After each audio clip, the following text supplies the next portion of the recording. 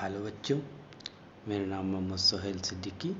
मैं care educational and welfare society की तरफ से गवर्नमेंट सीनियर सेकेंडरी स्कूल बनियाना में हेल्थ केयर ट्रेनर की पोस्ट पर कार्यरत हूँ।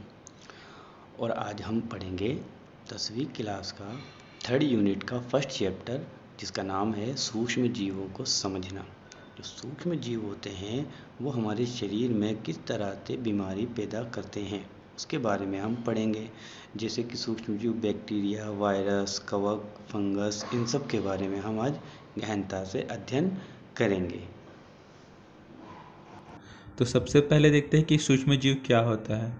तो सूक्ष्म जीव क्या है, इनका आकार बहुत सूक्ष्म होता है, बहुत छोटा होता है, जिसे हम लोग अपनी सामान्य आँखों से नहीं देख सकते। इसे देखने के लिए हमें एक सूक्ष्मदर्शी की ज़रूरत पड़ेगा, ठीक है। इसको हम लोग माइक्रोस्कोप भी बोलते हैं। तो उसी से हम लोग क्या है, सूक्ष्म जीवों को देख पाते हैं। तो इन्हीं को हम लोग क्या बोलते हैं, सूक्ष्म जीव बोलते हैं। तो यहाँ पर फिर से बोला गया कि सूक्ष्म जीव क्या है, तो इसको भी मैंने बताया कि सूक्ष्म जीव क्या है। यहाँ पर आप लोग देख सकते हो, पढ़ सकते हो कि सूक्ष्मजीव क्या है। वे सूक्ष्मजीव जिन्हें मनुष्य खुली आंखों से नहीं देख सकता, जिन्हें देखने के लिए सूक्ष्मदर्शी यंत्र की आवश्यकता पड़ता है, उन्हें सूक्ष्मजीव कहते हैं। जैसे कि जीवाणु, विषाणु, कवक आदि। तो इसका उदाहरण जो है बैक्टीरिया हो गया, वायरस हो गया, फंगस हो गया, प्रोटोजोआ हो गया, इनके उदाहरण हैं। इसे हम लोग अपने सामान्य आँखों से, नग्न आँखों से नहीं देख सकते हैं। ये हमारे आसपास के वातावरण में, सतह में, सभी जगह उपस्थित रहता है। इसको हम लोग माइक्रोस्कोपी से ही देख सकते हैं, ठीक है। तो सूक्ष्म जीवों का वर्गीकरण, तो इनको क्या है, अलग अलग भागों में, प्रकार में बांटा गया है। जैसे बैक्टीरिया हो गया, वायरस हो गया, ठीक है, फंगस हो गया, प्रोटोजोआ हो गया। तो उसी के बारे में पढ़ते हैं कि ये क्या होता है। तो सबसे पहले हम लोग बैक्टीरिया के बारे में पढ़ते हैं कि बैक्टीरिया क्या होता है। तो बैक्टीरिया एक कोशिकी है, मतलब बैक्टीरिया में क्या है, एक कोशिका है। हम लोग क्या है, जो मनुष्य है वो बहुकोशिका है, बहुत सारी कोशिकाएं हैं। लेकिन जो सूक्ष्मजीव बैक्टीरिया है वो एक कोशिकी है। ये पृथ्वी के सभी जगह पाया जाता है। तो जहाँ हवा हो गया, पानी हो गया, मिट्टी हो गया, ठीक है, तो इन सब जगह में क्या है, बैक्टीरिया पाया जाता है। ऐसा कोई स्थान नहीं है जहाँ बैक्टीरिया ना पाया जाए। तो पृथ्वी के सभी वातावरण में ये क्या है, पाया जाता है। और इनसे होने वाले बीमारियों के नाम हैं निमोनिया हो गया, टीबी हो गया, टाइफाइड हो गया। ये क्या होता है, बैक्टीरिया से, जीवाणु से होने वाले रोग है, ठीक है। इसको याद करने के लिए एक ट्रिक है पंडित का टीका नींव है।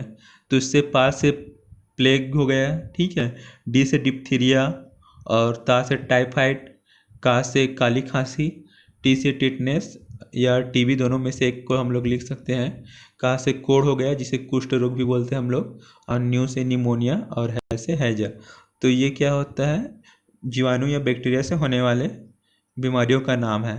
एग्जाम में आता है कि बैक्टीरिया से या जीवाणु से होने वाले रोगों के नाम लिखिए, तो इससे आप लोग याद कर सकते हो। यहाँ पर कुछ बैक्टीरिया के आकार दिया गया है। छड़ीनुमा आकार है, ठीक है, कहीं पर गोल आकार है। तो अलग अलग आकार के अलग अलग बैक्टीरिया होते हैं। अब दूसरा में देखते हैं विषाणु या वायरस क्या है, ठीक है। तो देखते हैं ये क्या है, आकोशिकी है। आकोशिकी मतलब इसमें खुद की कोई कोशिका नहीं है, ठीक है। अति सूक्ष्म जीव है, मतलब ये क्या है, बैक्टीरिया से भी छोटा रहता है, ठीक है। इसका आकार क्या है, बैक्टीरिया से भी छोटा रहता है, जो केवल जीवित कोशिकाओं में ही वंश वृद्धि कर सकता है। तो ये क्या करता है, जो जीवित कोशिका है उसी में अपना वंश वृद्धि करेगा। ये क्या है, बाहर में रहेगा तो क्या है, अपने से वंश वृद्धि नहीं कर सकता। बाहर में ये मृत समान रहता है। जब हमारे शरीर के अंदर आएगा या जीवित कोशिका के संपर्क में आएगा, तभी ये क्या कर सकता है, अपना वंश वृद्धि कर सकता है, मतलब अपनी संख्या को बढ़ाएगा। बाहर में ये क्या है, एक है तो एक ही रहेगा, लेकिन जैसे ही वो हमारे शरीर के अंदर चला जाएगा तो वो क्या, 1 से 2, 2 से मतलब 4, ऐसी अपनी संख्या को बढ़ाते जाएगा। तो ये क्या है, जीवित कोशिका में ही वंश वृद्धि करेगा, ठीक। शरीर के बाहर ये मृत समान होते हैं। शरीर के बाहर ये क्या है, रहेगा तो मृत समान रहेगा, जैसा है वैसा रहेगा, इसमें कोई वृद्धि नहीं होता, ठीक। लेकिन जैसे ही शरीर के अंदर जाता है वो जीवित हो जाता है, अपनी संख्या को बढ़ाता है। जैसे मैंने एक बार बीज का उदाहरण बताया था ना, कोई बीज अगर बाहर है तो क्या है, जब तक उसको क्या है, मिट्टी, पानी, हवा ना मिले तो वो क्या रहेगा, जैसा है वैसा ही रहेगा, ठीक है। उसी प्रकार से वायरस क्या है, जब तक जीवित कोशिका ना मिले तब तक वैसा ही रहेगा। लेकिन जैसे क्या है, बीज को मिट्टी पानी हवा मिलता है तो अंकुरित होता है, बढ़ता है, ठीक है, उसी ठीक है वृद्धि करता है। उसी प्रकार जब वायरस को क्या है कोई जीवित कोशिका मिल जाता है तभी वो भी क्या करता है, वृद्धि करता है। यहाँ पर विषाणु से होने वाली बीमारी के लिए भी एक ट्रिक दिया गया है। ट्रिक है, रेखा हमें एक पोलो हिट करके छोड़ गई, तो रे में जो रेखा है उसमें रे है उससे रेबीज हो गया, खास से खसरा हो गया, हाथ से हर्पीस, और में से मेनिंजाइटिस, ए से एड्स, पोलो से पोलियो, ही से हेपेटाइटिस, टा से ट्रोकोमा, छा से छोटी माता, डा से डेंगू, और गा से गलसोद, ये गले में इन्फेक्शन होता है गलसोद में, और इन्फ्लुएंजा कोई भी सर्दी हो गया वो, ठीक। यहाँ पर कुछ वायरस के जो चित्र दिए गए हैं, आकार दिया गया है, संरचना दिया गया है कि HIV का वायरस कैसा दिखता है, हेपेटाइटिस का कैसा दिखता है, Ebola virus, adeno virus, influenza, rabies, polio, rota virus, यहाँ पर सबके संरचना के बारे में दिया गया है।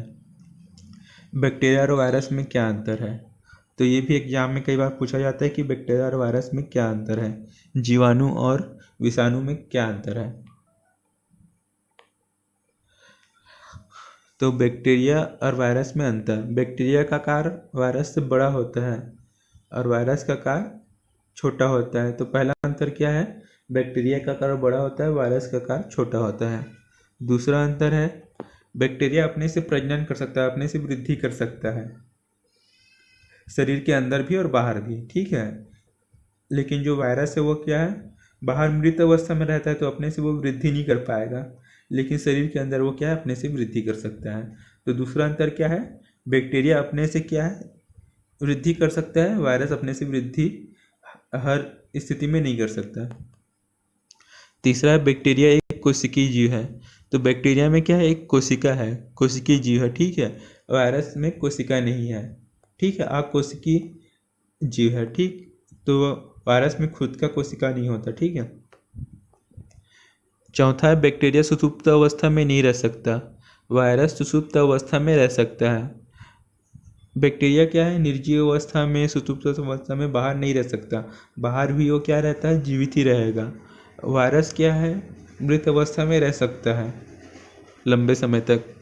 पांचवा, इस संक्रमण को एंटीबायोटिक दवा से ठीक किया जाता है। तो बैक्टीरिया को ठीक करने के लिए हम एंटीबायोटिक दवा लेंगे, और जो वायरस की बीमारी को ठीक करने के लिए हम लोग एंटीवायरल ड्रग लेते हैं। कवक या फंगस क्या है, कवक एक प्रकार का जीव है, ये भी एक पौधे की तरह रहता है, लेकिन इसमें क्या है, पर्णहरित नहीं पाया जाता, इस कारण ये हरा नहीं रहता, अपना भोजन क्या है खुद से नहीं बना सकता। ये जो सड़े गले पदार्थ हो गया, कार्बनिक पदार्थ हो गया, उसी से ये क्या करता है, अपना भोजन बनाता है। इसका उदाहरण क्या है, मशरूम है। कवक से होने वाले रोग को देख लेते हैं। कवक या फंगस से अस्थमा होता है, दाग खुजली सबसे सामान्य है, ठीक है। गंजापन, एथलीट फुट, ये सब बीमारी इसमें होता है। यहाँ पर देख सकते हैं सर, घर में क्या है, कोई आम हो गया, संतरा हो गया, खाने की चीज़ हो गया, वो सड़ गया, तो उसमें क्या होता है, फंगस हमें आमतौर पर देखने को मिल जाते हैं।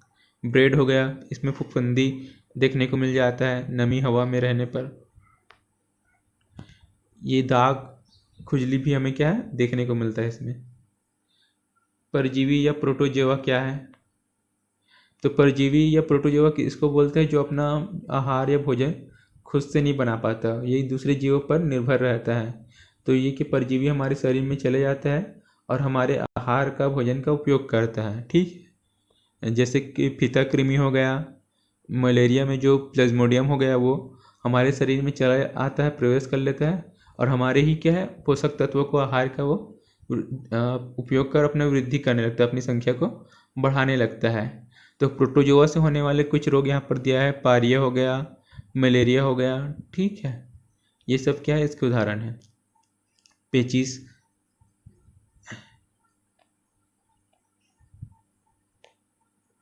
रोगाणु या रोगजनक क्या है, इसको देख लेते हैं। तो रोगाणु उसको बोलते हैं जो क्या है, रोग पैदा कर सकता है, ठीक है। सभी सूक्ष्मजीव क्या है, रोग पैदा करते हैं ऐसा नहीं है, कुछ हमारे लिए लाभदायक है, कुछ हानिकारक है। तो हानिकारक जो रोगाणु है, जो रोग पैदा करते हैं, उसी को हम लोग रोगाणु बोलते हैं, ठीक है। संक्रमण या इन्फेक्शन क्या है? जब रोगाणु हमारे शरीर में चला जाता है और जाके क्या अपनी वृद्धि करता है, अपनी संख्या को बढ़ाता है, उससे हम लोग क्या बोलते हैं? संक्रमण बोलते हैं।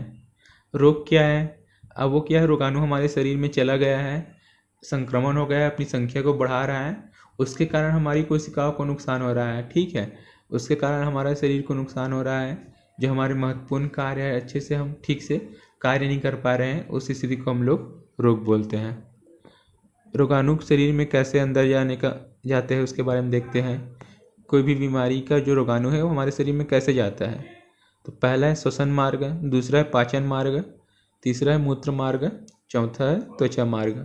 श्वसन मार्ग में जब क्या है हम लोग सांस लेते हैं तो उससे चला जाता है। कोई व्यक्ति क्या है खांसी आया है, ठीक है, किसी को छींक आया है तो वातावरण में वो रहेगा। ठीक है, जो बैक्टीरिया वायरस रोगाणु में वातावरण में रहेगा और जब हम सांस लेंगे तो हमारे अंदर चले जाएगा। पाचन मार्ग में कोई दूषित पानी हो गया, भोजन हो गया, या हमने अपने हाथों की अच्छे से सफाई नहीं की है, हैंड वॉशिंग नहीं किया है, तो हमारे अंदर चला जाएगा हाथों से। मूत्र मार्ग में पेशाब नली में कैथेटर लगा है, अस्पताल में तो उससे जा सकता है अगर उसको सही तरीके से नहीं लगाया है तो, या यौन संबंध बनाते समय भी जा सकता है। त्वचा में क्या है?